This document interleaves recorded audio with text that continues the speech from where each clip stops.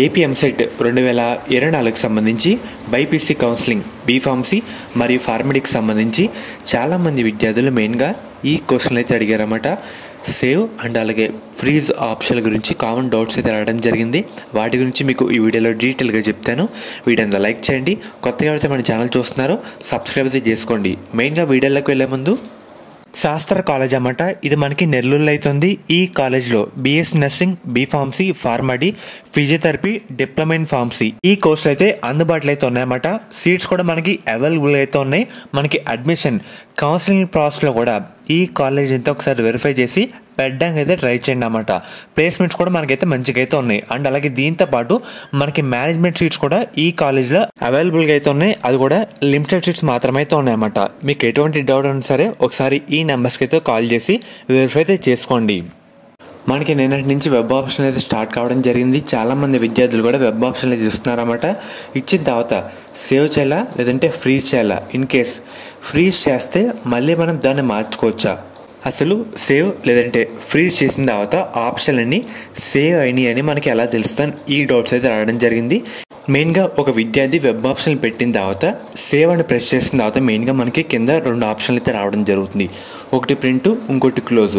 మనం ప్రింట్ మీద అయితే ప్రెస్ చేయాలన్నమాట. ప్రింట్ మీద ప్రెస్ చేసిన తర్వాత మనకి ఒక ఫార్మేట్ అయితే ఓపెన్ కావడం జరుగుతుంది.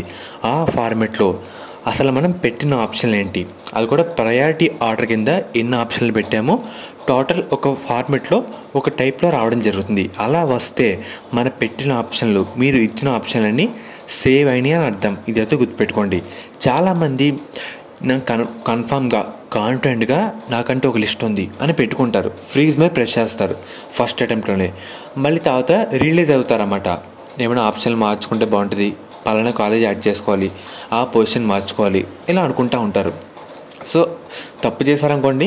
కానీ మనకి చాలామంది డౌట్ ఏంటంటే ఫ్రీజ్ చేసిన తర్వాత మళ్ళీ మనం ఆప్షన్లు మార్చుకోవచ్చా లేదా అని చాలామందికి కొన్ని డౌట్ అయితే ఉంటుంది అన్నమాట.